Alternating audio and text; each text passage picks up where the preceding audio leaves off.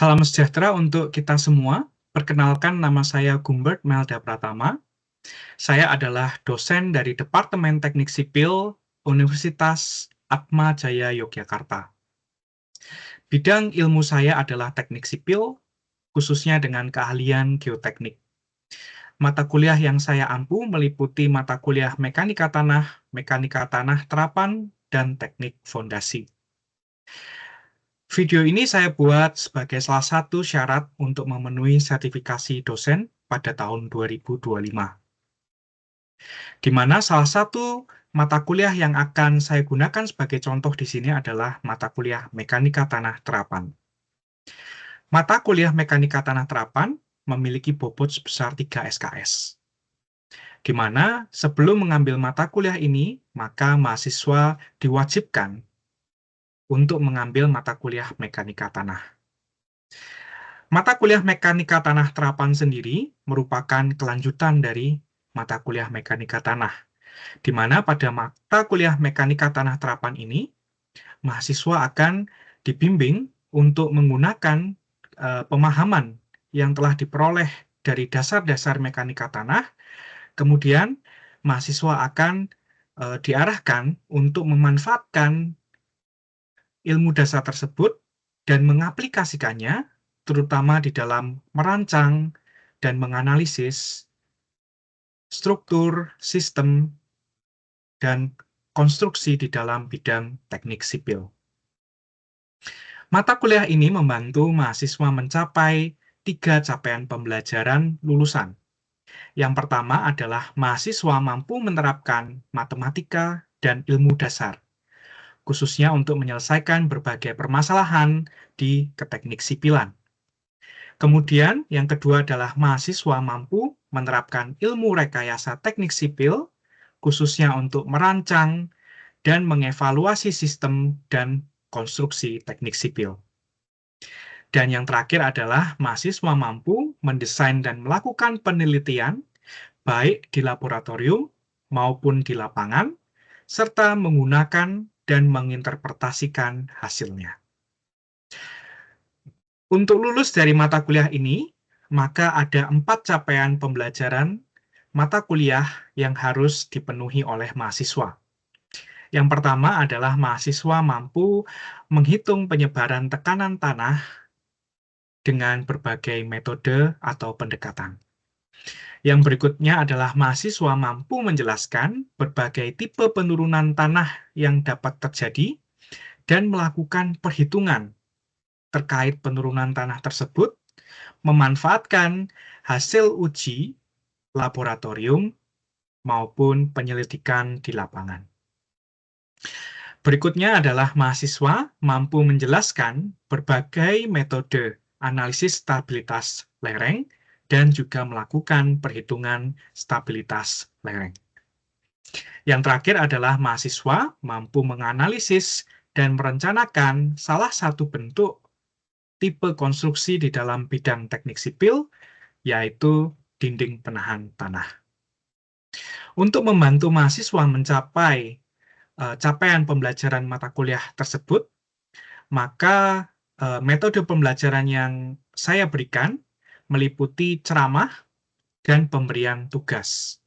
Tugas diberikan dengan konsep problem-based learning, di mana mahasiswa akan diberikan suatu permasalahan yang terjadi di lapangan, dan dengan dasar-dasar yang telah diberikan, mahasiswa diminta untuk memberikan solusi atau penanganan terhadap permasalahan yang terjadi tersebut sesuai dengan kaidah dan ketentuan yang berlaku.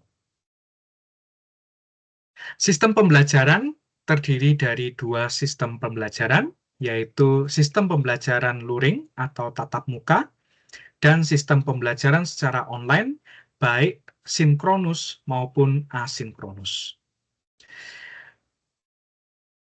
Untuk menilai ketercapaian pembelajaran mahasiswa, kami tidak hanya menilai dari nilai ujian yang diberikan pada tengah semester dan akhir semester, tetapi kami juga menilai proses mahasiswa selama perkuliahan berlangsung, khususnya dari tugas-tugas yang telah diberikan.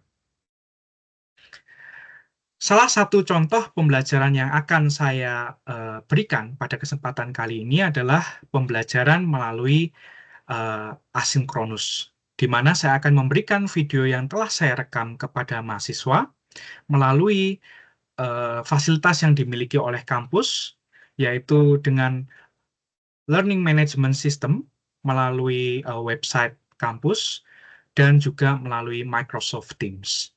Setelah saya memberikan video asinkronus, kemudian untuk mengecek dan mengevaluasi materi yang telah saya sampaikan, khususnya apakah materi tersebut dapat diterima dengan baik oleh mahasiswa, maka saya akan memberikan tugas.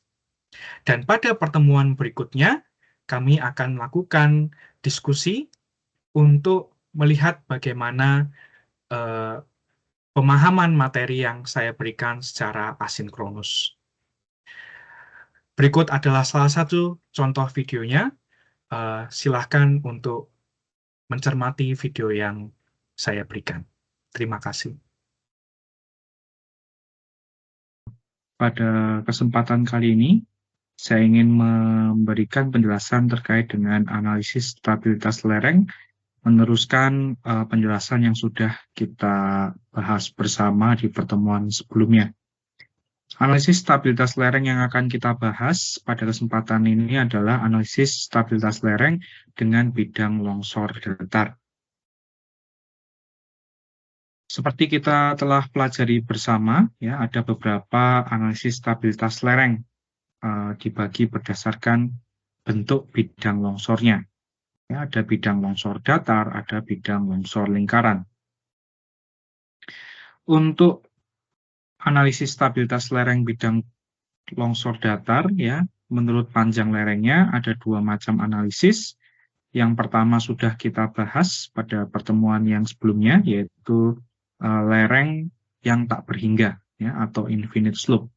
Sedangkan yang akan kita bahas pada kesempatan kali ini adalah analisis stabilitas lereng bidang longsor datar dengan bentuk lereng terbatas atau finite slope.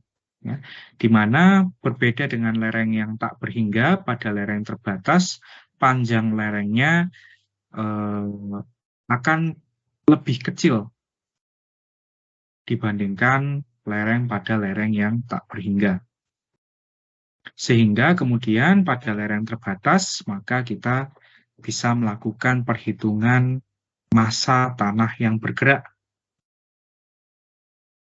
Tidak seperti lereng yang tak berhingga, di mana kita melakukan analisis stabilitas dengan mengambil salah satu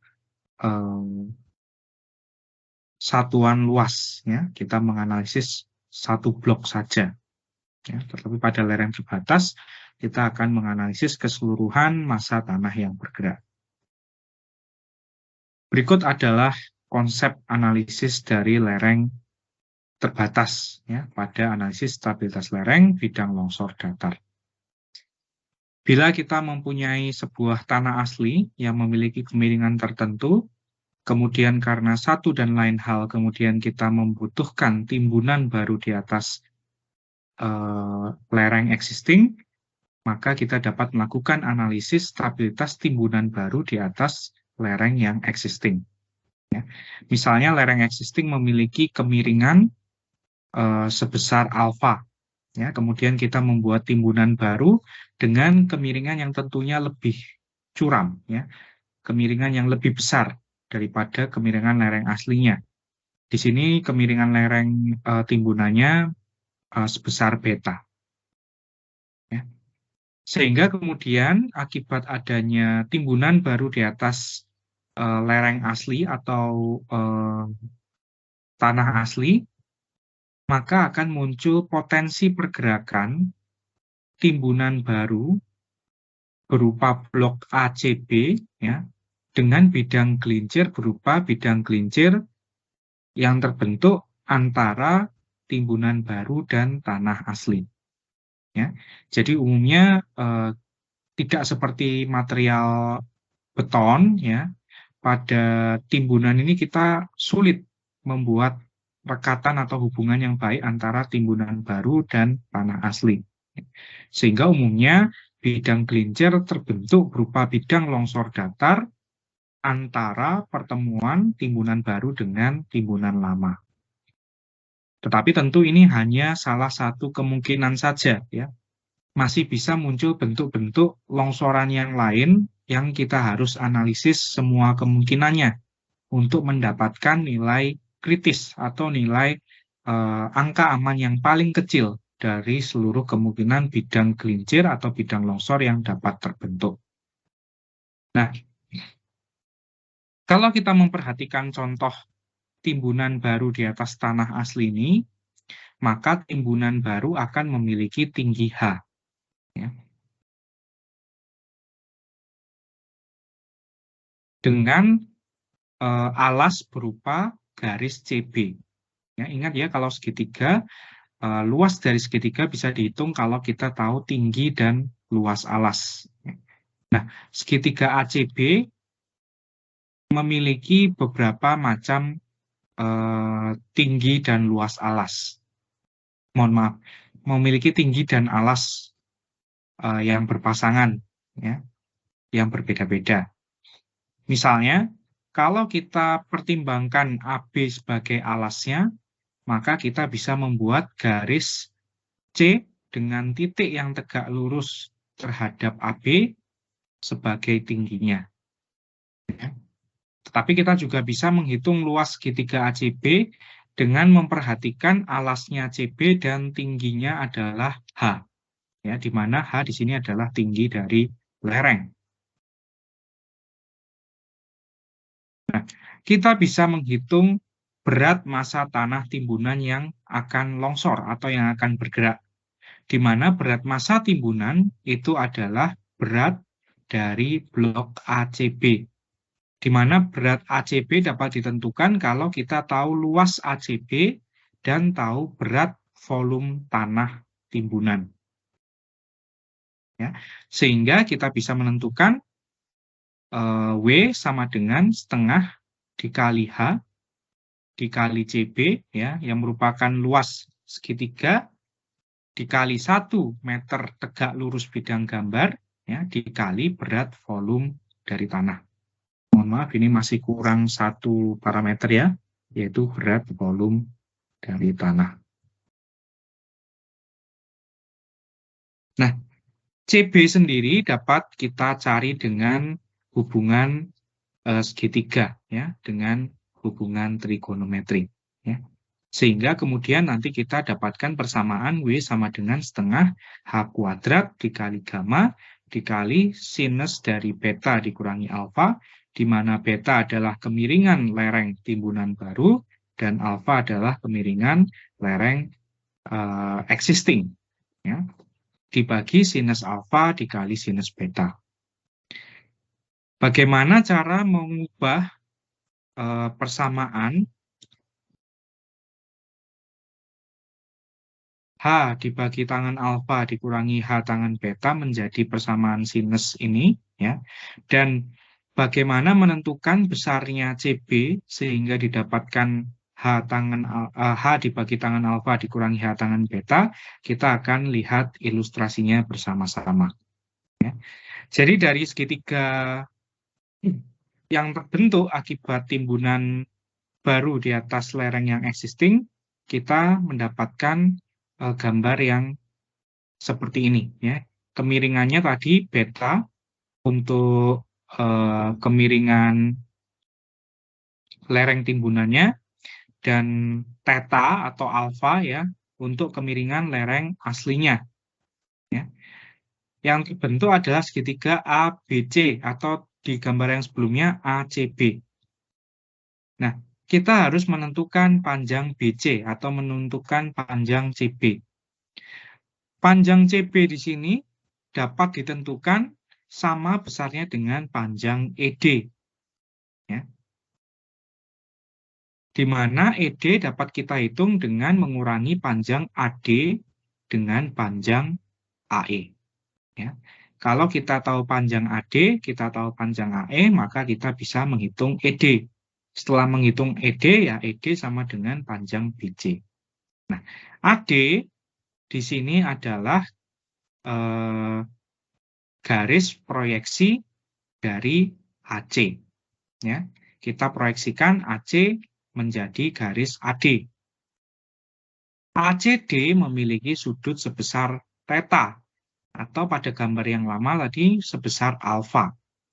Sehingga AD dapat didefinisikan sebagai H, ya, karena CD di sini panjangnya sebesar H, dibagi dengan tangen theta atau tangen alfa.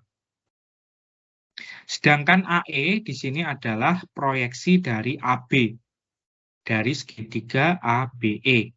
Sehingga kita bisa menghitung AE sama dengan H dibagi tangen beta.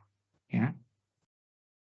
Nah, kemudian kita bisa kelompokkan H dan kita keluarkan dari persamaan. Sehingga persamaan H dibagi tangen theta dikurangi H dibagi tangen beta menjadi H dikali 1 dibagi tangen theta dikurangi 1 dibagi tangen beta. Ingat, tangen adalah sinus dibagi kosinus. Ya.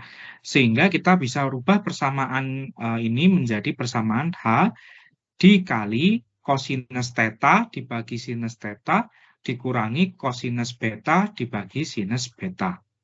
Nah, dari sini kemudian kita bisa samakan pembaginya, ya, sehingga kita dapatkan persamaan H dikali kosinus theta dikali sinus beta dikurangi kosinus beta dikali sinus theta dibagi sinus theta dibagi sinus beta. Ya. Nah, dengan memperhatikan hubungan antara persamaan kosinus sinus ini, kita dapat memakai sifat matematis dari trigonometri berupa sum atau difference identities. Ya. Identitas penjumlahan atau pengurangan, di mana sifatnya dapat ditunjukkan pada persamaan berikut. Ya. Sinus S dikurangi T sama dengan sinus S kali cos T dikurangi cos S sinus T. Nah, bentuk ini mirip dengan bentuk dari bagian atas dari pecahan yang ada di persamaan ini. Ya. Sehingga dari sini kita bisa rubah menjadi persamaan H dikali sinus beta dikurangi theta dibagi sinus theta dikali sinus beta. Ya. Ingat tadi theta sama dengan alfa. Sehingga persamaannya dapat kita dapatkan sesuai dengan persamaan yang kita sudah lihat bersama-sama tadi. Ya.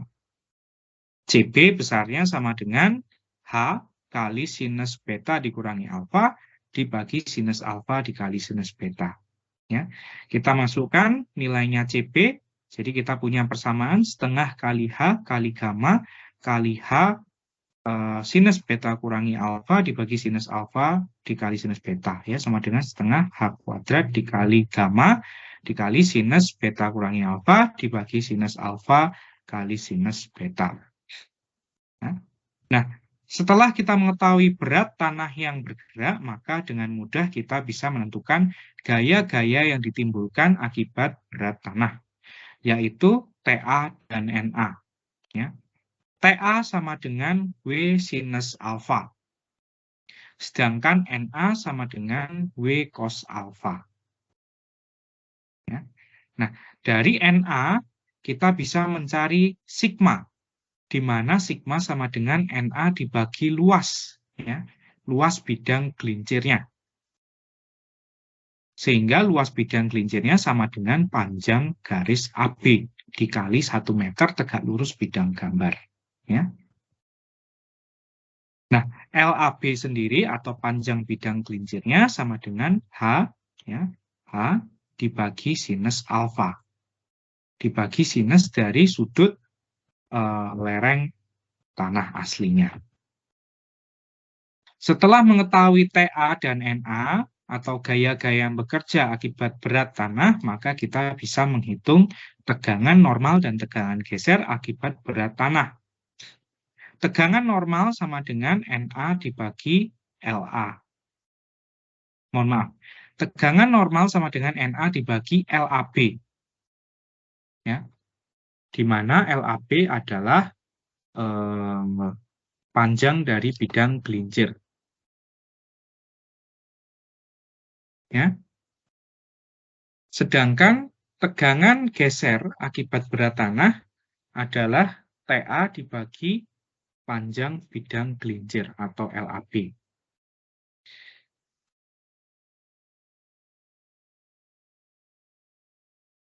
Nah, sehingga dari sini kita dapat mendapatkan tegangan normal dan tegangan geser akibat berat tanah. Ya. Atau kita memiliki nilai sigma dan tau D. Nah, tau D di sini penting untuk melakukan analisis angka aman. Ya. Sigma juga kita gunakan untuk menentukan tegangan geser maksimum tanah. Nah, tegangan geser maksimum tanah sama dengan C ditambah sigma tangen V, di mana C dan V adalah parameter kuat geser pada bidang gelincir. Sedangkan sigma adalah nilai tegangan normal yang kita hitung akibat berat tanah pada AB. Ya, ini nilai sigmanya. Sehingga kita bisa mendapatkan nilai tau. Nah, nilai tau ini kita bandingkan dengan nilai tau D yang sudah kita hitung pada persamaan sebelumnya. Ya. Tau D sama dengan TA ya, dibagi dengan panjang bidang gelincir. Sehingga kita bisa mendapatkan angka aman stabilitas lereng bidang longsor datar dengan lereng terbatas.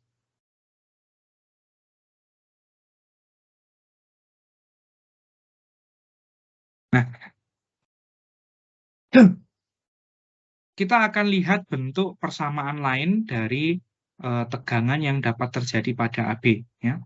Tegangan yang terjadi pada AB itu didefinisikan sebagai tau D, ya, di mana tau D sama dengan CD ditambah sigma tangen VD. Nah, pada keadaan seimbang maka tau sama dengan tau D. Tau tadi sama dengan C ditambah sigma tangen V. Ya. Ingat, CD adalah kohesi yang mengakibatkan pergerakan tanah. Ya. Kita bisa mengetahui faktor aman terhadap kohesi dengan membandingkan nilai kohesi dengan CD. Ya. Nilai kohesi tanah C dengan CD. Dan sama juga ya kalau VD ya, VD adalah sudut gesek dalam tanah yang mengakibatkan pergerakan. Ya. Kita bisa menghitung faktor aman terhadap sudut gesek dalam sama dengan tangen V dibagi tangen VD.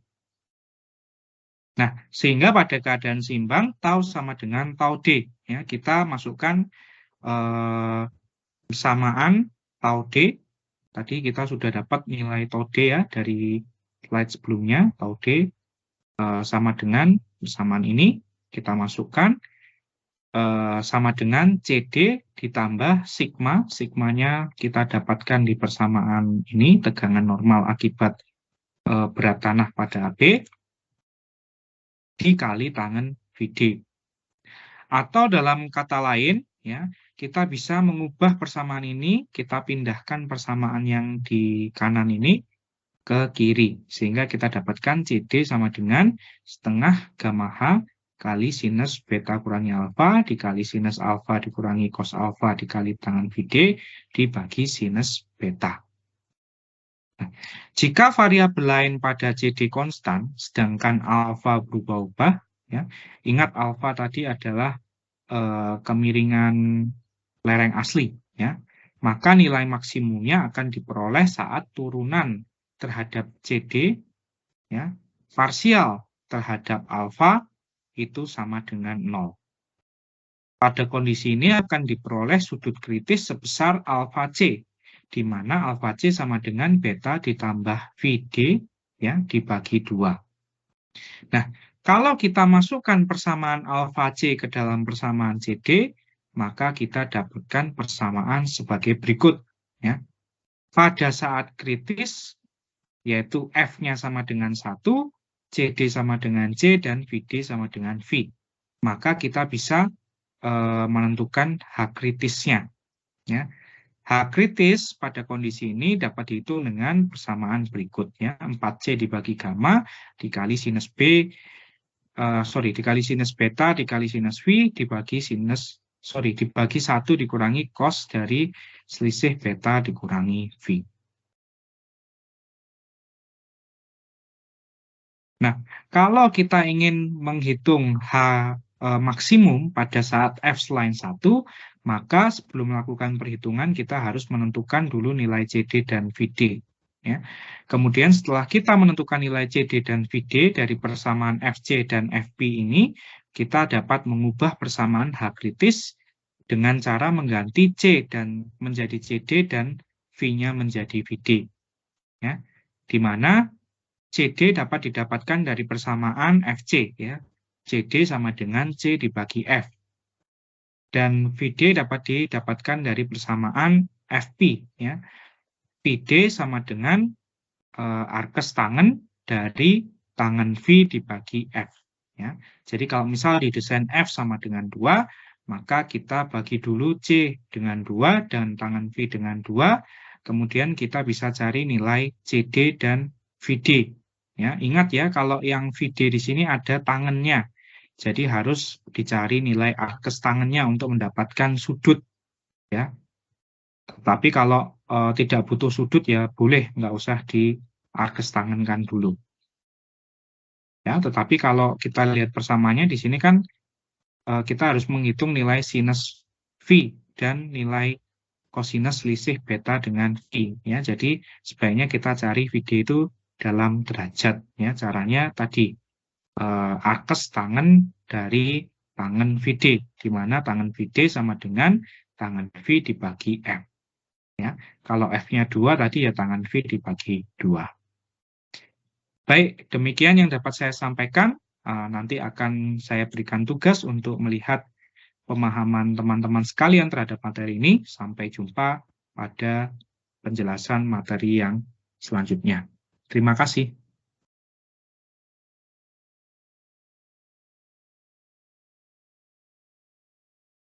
Demikian salah satu contoh video asinkron di dalam mata kuliah Mekanika Tanah Terapan. Terima kasih.